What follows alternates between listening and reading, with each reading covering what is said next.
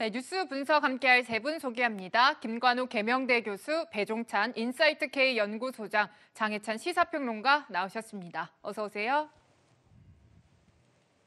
네, 여권의 대권 소식부터 좀 알아볼까요? 내년 대통령 선거 어제로 D-200일 남았는데 오늘로 199일 남았습니다. 여권 대권 주자들은 충청 지역을 찾았다고 하네요. 어떤 모습이었는지 보고 이야기 나누도록 하겠습니다. 친일 청산 문제는 여전히 우리 현 시대에도 중요한 과제인 건 분명합니다. 언젠가는 진상들 정확하게 규명하고 국가를 위해서 희생하고 헌신하신 분들을 한 분이라도 더 마지막까지 찾아서 역사에 기록하고. 네, 이 지사는 홍범도 장군 묘역을 참배했고 이 전 대표는 천안의 이 유관순 열사 사당을 찾아서 메시지를 던졌습니다. 교수님께 여쭤보겠습니다. 충청 지역을 찾은 이유가 뭘까요?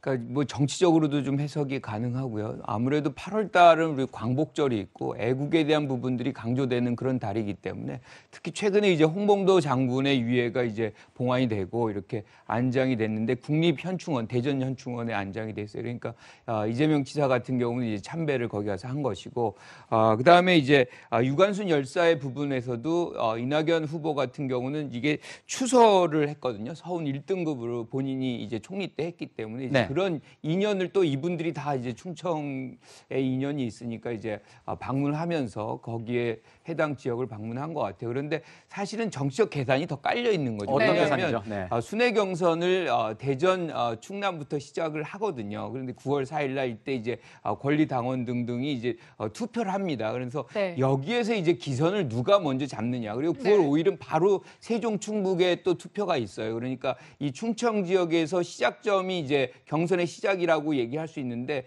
여기서 누가 이기느냐가 사실상 향후에 벌어지는 순회 경선을 압도할 수 있는 그런 기회가 될 수 있기 때문에 여기에다가 온 심혈을 서로가 다 기울이고 있는 것이고 아마 다음 주 초까지도 계속해서 이어질 공산이 있다 이렇게 봅니다. 네, 이제 막 코앞에 닥친 경선에 맞춰서 후보별로 여러 가지 전략 세우고 셈법도 만들고 하고 있는 가운데 이재명 지사가 최근에 논란에 휩싸였습니다. 이제 황교익 씨와 먹방을 컨텐츠를 찍는 일을 했는데 이제 그 시점이 문제였던 거예요. 쿠팡 물류센터 화재 났을 때 그때 찍어서 지금 이제 논란이 되니까 앞서서 해명을 여러 차례 하다가 결국에는 사과를 했더라고요. 근데 처음부터 바로 사과를 했으면 이 사과의 진정성이라도 인정받을 수 있었을 텐데 사과할 일 아니다. 나는 할 만큼 다 했다. 잘못한 거 없다는 입장을 견지하다가 뒤늦게 이틀이 지나서 사과를 했기 때문에 이제는 사과를 했다고 해도 이 국민들로부터 진정성을 인정받기가 조금 힘든 것 같습니다. 그리고 단순히 지방 일정 중에 보고를 받고 바로 올라갔어야 된다 이 차원이 아니라 정말 지방에서 중요한 공무를 수행하고 있었다면 원격으로라도 지휘를 하고 지시를 내린 다음에 조금 늦게 올라갈 수 있는 것이죠. 하지만 하필 그날 지방에서 했던 일정이 이 황교익 씨와 함께 했던 먹방 촬영 아니겠습니까? 네. 그리고 영상을 보면 시종일관 화기애애한 분위기 속에서 뭐 박장대소를 터뜨리기도 하고 참 행복하고 즐겁게 떡볶이를 드시는 모습 등이 다 고스란히 남아 있습니다. 과연 그러한 즐거운 분위기, 웃음이 터지는 떡볶이 먹방이 바로 현장으로 가는 것을 지체시킬 만큼의 중요한 공모였느냐. 여기에 대해서 많은 국민들이 고개를 가로젓고 있고 이재명 지사도 뒤늦은 사과를 했기 때문에 이 부분이 아마 남아있는 민주당 대선 경선 그리고 최종 후보 선정 이후에 만약 이재명 지사가 후보가 된다면 본선 과정에서도 두고두고 이 지사의 발목을 잡는 악재가 될 것 같습니다. 네, 이 사과에 대해서도 야당에서는 사과로 끝날 일이 아니다 이렇게 얘기하고 있는 대권 주자들이 많습니다. 우선 윤희숙 의원이 어제 SNS에 올린 글을 살펴볼까 해요. 사과 아닌 사과문이다. 사과가 아닌 사과문이다. 진짜 잘못을 은폐하는 사과쇼이다. 이렇게 얘기를 하면서 사퇴해야 한다. 이런 얘기를 했습니다. 자, 소장님께 좀 여쭤볼게요. 지금 야권 주자들이 나서서 이렇게 더 공세를 펼치고 있는 상황입니다. 경선판, 대선판 흐름에서 이 떡볶이 먹방 관련된 논란이 크게 어떤 이 판을 좌우할 수 있을 만한 이런 논란이 계속 이어질 것으로 보이시는지 어떻게 보세요? 지금 당장은 또 영향을 줄 거예요. 그런데 앞으로 이것이 이제 차기 대선의 결정적인 변수냐 또 그렇지는 않을 수도 있습니다. 왜냐하면은 이재명 후보가 계속해서 사과를 하지 않고 본인의 행동이 정당했다 이렇게 이제 고집을 부린다면 그건 분명히 뭐 중도층에게 특히 이제 MZ 세대에게 특히 이제 또 여성들에게 영향을 미칠 거예요. 최근에 이제 민감하게 반응하는 것이 또 여성 유권자이기 때문에 마침 또 국민의힘 이 윤희숙 후보가 또 지적을 했거든요. 네. 그것은 이제 중도층에게 부정적 영향을 이끌어낼 수 있다. 이재명 후보가 가장 유력한 여권 후보에게 타격을 줄 수 있다. 이렇게 볼 수 있는데 이게 사과를 일단 하기는 했잖아요. 네. 사과조차 없었다면 더 늦어졌다면 이 파장은 이제 커졌을 수가 있습니다. 물론 아직까지 여지는 남겠지만 네. 이게 이제 이재명 후보로서는 그래도 난감한 거죠. 왜냐하면 직전에 황교익 막 칼럼니스트 또 관광공사 전 네. 내정자와 관련된 논란도 있었거든요. 이게 이제 연동되는 겁니다. 그러니까 이 우리가 아무리 지도자의 위기 리더십은 강조해도 지나치지 않다. 좀 빨리 행동을 했더라면 적극적으로 대응을 했더라면 이천 쿠팡 화재에 대해서 더 나을 뻔했어요. 하지만 한편으로는 그래도 이재명 후보가 사과를 더 미루지 않고 사과를 했다라는 것은 그래도 그 커지는 파장만큼은 대체적으로 차단은 한 것으로도 볼 수 있겠습니다. 네. 네, 파장만큼은 차단한 것으로 보인다라고 분석해 주셨는데 사과에도 야권 일각에서는 비판이 나오고 있죠. 아마도 앞서서는 이 쏟아지는 비판에 대해서 반박을 했기 때문이 아닐까 싶은데요. 관련 목소리 저희가 준비했습니다. 그 당시 소방관의 실종에 대해서 온 국민이 가슴을 졸이고 걱정하던 시점입니다. 그런 큰 화재가 났으면 당연히 도지사는 즉시 업무에 복귀하고 또 현장을 살폈어야 한다고 저는 생각합니다. 세월호 현장을 파악도 안 하고 이제 보고도 회피했던 게 문제인 거죠. 우리 국민들께서 박근혜 대통령이 왜 세월호 그 빠지고 있는 현장에 구조 함정이 왜 안 갔냐라고 문제 삼지 않잖아요. 제가 실시간으로 다 보고를 받았고 또 파악도 다 하고 있었고 그에 맞게 다 지휘도 했고 영상을 찍기 위해서 지연됐다고 하는 것은 정말 사실을 왜곡한 말도 안 되는 공격이죠.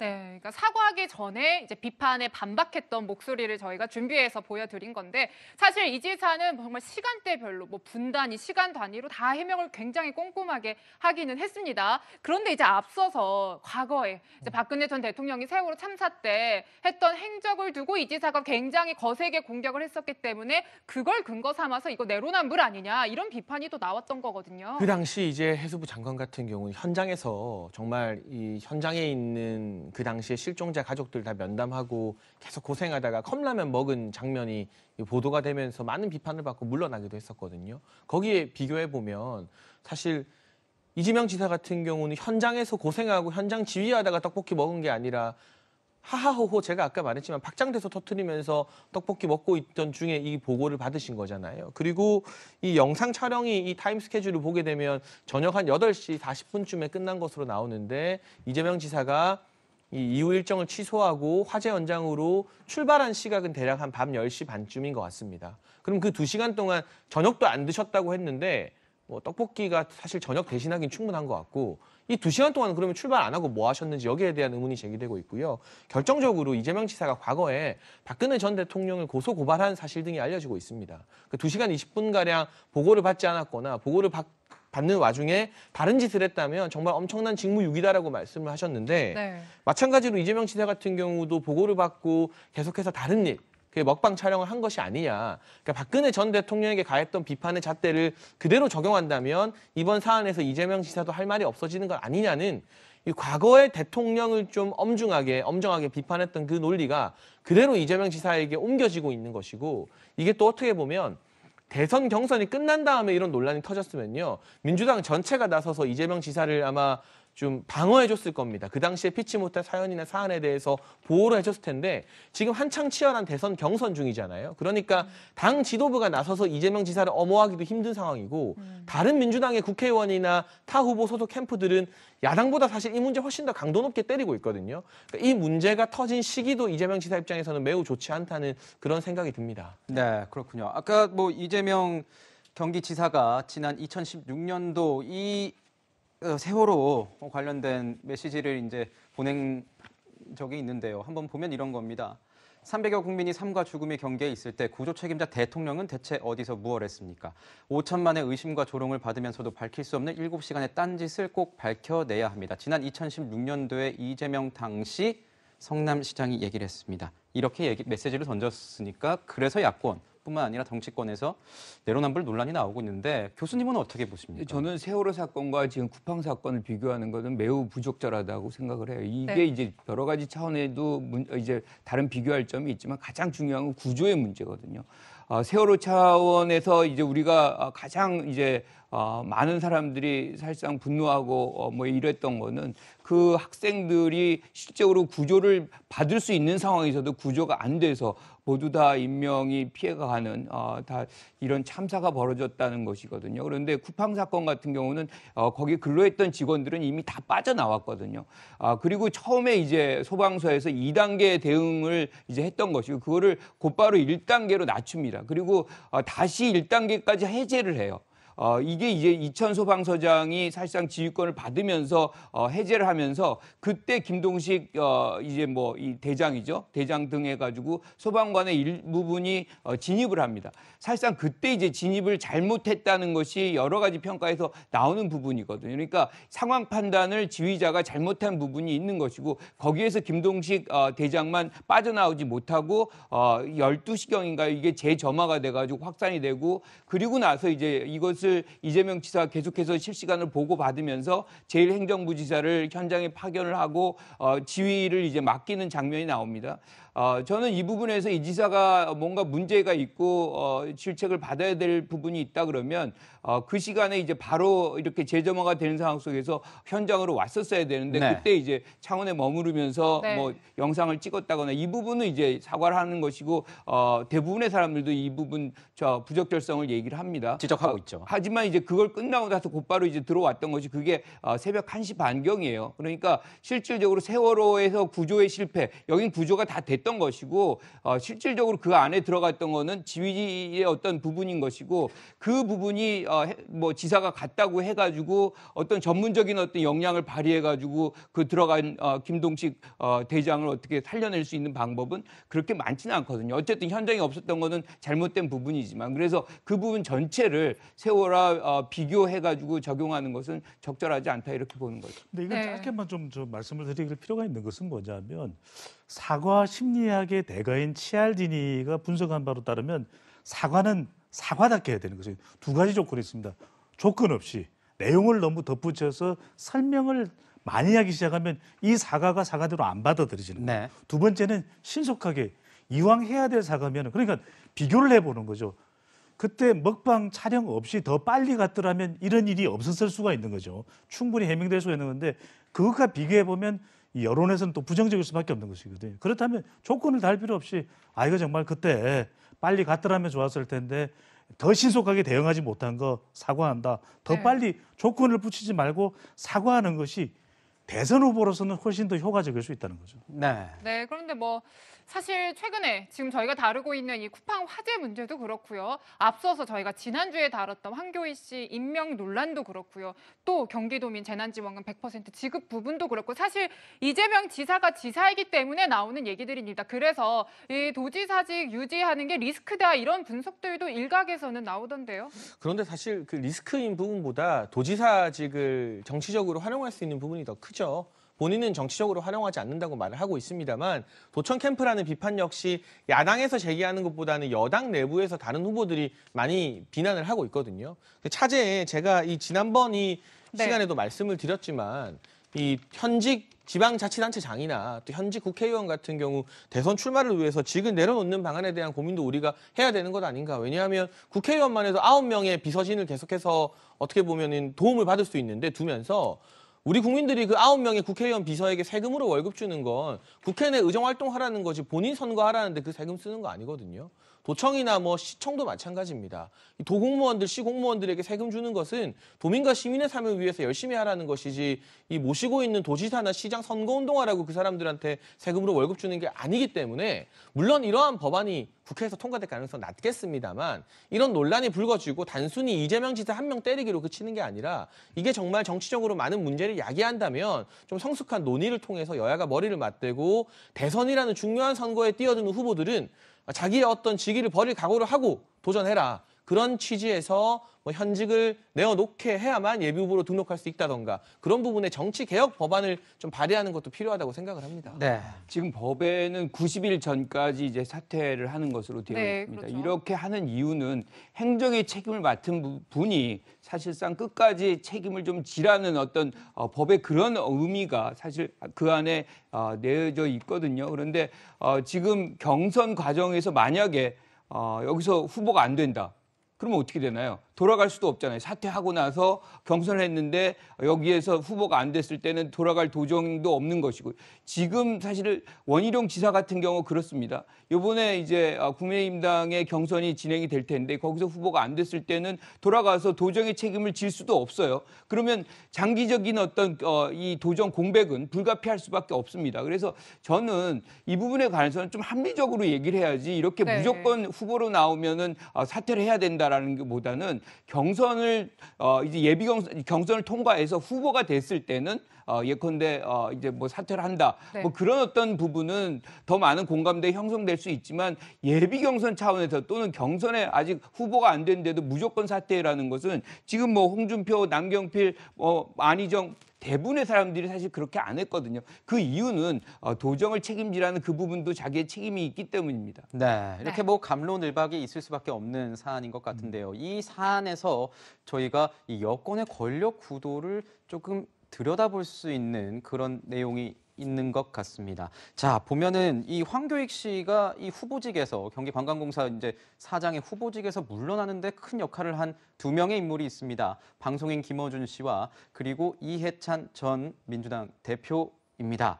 자, 해결사로 이해찬 전 대표가 이제 등장을 했다. 뭐 이렇게 그 기사들의 제목도 나오고 뭐 김어준 씨에 대한 역할론도 나오고 있는데 자, 이 상황론까지 불거지고 있는 상황입니다. 어떻게 보면은 그 황교익 씨가 얘기를 할 때 대통령 할아버지가 와도 나는 안 된다. 난 사퇴하지 않겠다. 이렇게 얘기를 했는데 이해찬 전 대표가 위로를 하겠다. 이렇게 위로한다. 뭐 좀 마음을 다스려라 이런 식으로 좀 위로하고 나니까 사퇴한 측면이 있거든요. 이 상황론에 대해서는 저희가 어떻게 봐야 될까요? 근데 뭐 상황이고 상황 할아버지고 간에 이거 황교익 씨 표현을 빌리자면 지금 여권 입장에서는 이 이해찬 전 대표 같은 원로의 존재가 상당히 든든하겠죠.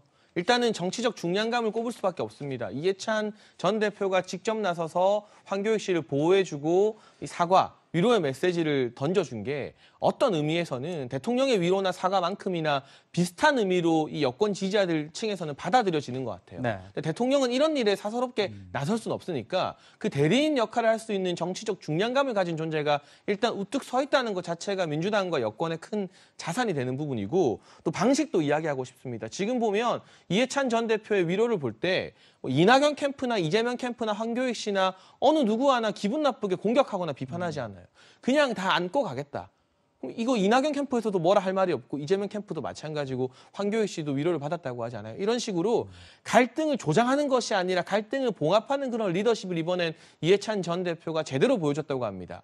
반대로 시선을 좀 돌려보면 네. 지금 야권 내부에서도 여러 가지 분열과 갈등들이 계속해서 좀 시끌시끌하게 뉴스를 장식하고 있는데 네. 이걸 중재해줄 만한 정치적 중량감을 가진 사람들이 많이 보이지 않다는 점, 그리고 갈등을 자꾸 유발시키는 것이 아니라 갈등을 봉합시키는 리더십이 필요한데 이런 부분에 대해서만큼은 이번에 이해찬 전 대표의 메시지를 야권의 지도자다 하시는 분들이 보고 좀 두루두루 참고할 필요가 있지 않나 하는 생각도 많이 하게 됐습니다. 네, 여권 정치인으로서 큰 지도자의 어떤 권력 이 정치 지도자의 역할을 했다 이런 말씀을 해주셨습니다. 네, 이쯤에서 저희가 준비한 대선 주자 호감도 조사를 한번 같이 보면서 분석을 이어가도록 해보겠습니다.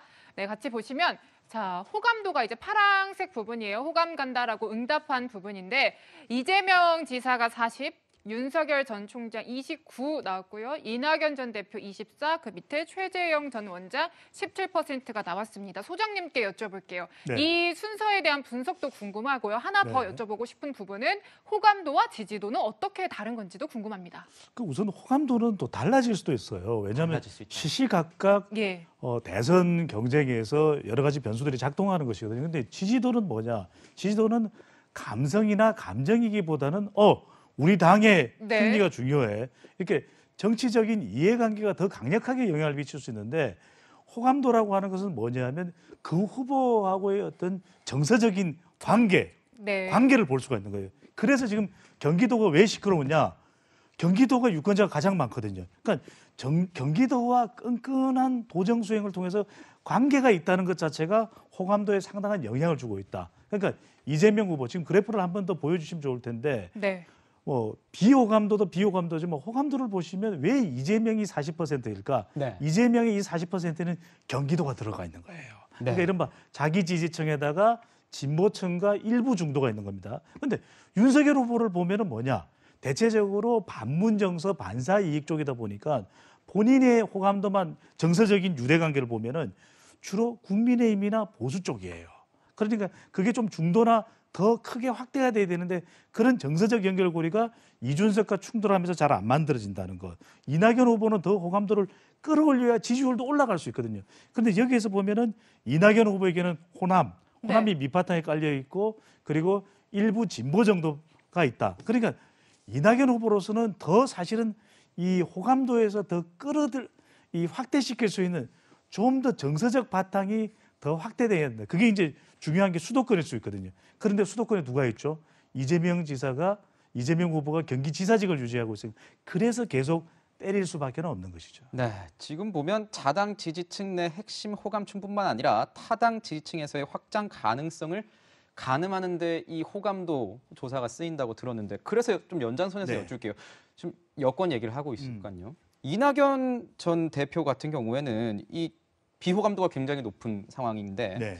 캠프에서는 이 8월에 골든 크로스가 일어날 수 있다 이렇게 얘기는 하고 있지만 크게 상승세는 안 보이는 상황이거든요. 어떻게 저희가 해석을 해야 될까요? 그러니까 이건 결정적으로 캠프가 우리 뉴스의 라이브를 놓쳤다. 아하, 그런가요? 제가 네. 정확하게 4주 전 방송에서 아주 정확하신 것 빨리 이낙연 후보는 이 긍정적인 선거 운동이 더 매력적이거든요. 엄숙하고 근엄하고 진지한 이낙연입니다. 이게 사실 효과가 있었단 말이에요. 아, 소장님의 분석을 안 들었다는 거군요. 여성표를 네. 그러니까 제 분석보다는 우리 방송이 더 중요한 거죠. 그러니까 오히려 골든 커스터를 기대하려면 빨리 파지티브로 전환을 하면서 오히려 더 신복지라든지 이런 걸 더 매력적으로 청년들은 이런 걸 좋아합니다. 떡볶이 아니에요. 이렇게 했더라면 사실 더 주목을 받을 수 있었거든요. 그런데 바로 빨리 전환을 신속하게 하지 못했던 부분들이 정서적으로 연결고리가 좀 더 약해진 현상으로 볼 수 있어요. 여기다 이제 윤석열 후보까지 싹 입당을 하면서 네. 오히려 대결 구도가 이재명 대 윤석열 대 이재명 대결 구도로 가도록 놔둬버린 것도 하나의 원인이 될 수 있겠죠. 그렇군요. 네, 지금까지 여권 주자들의 지지율 흐름하고요. 이재명 지사의 사과까지 중심적으로 분석해봤습니다.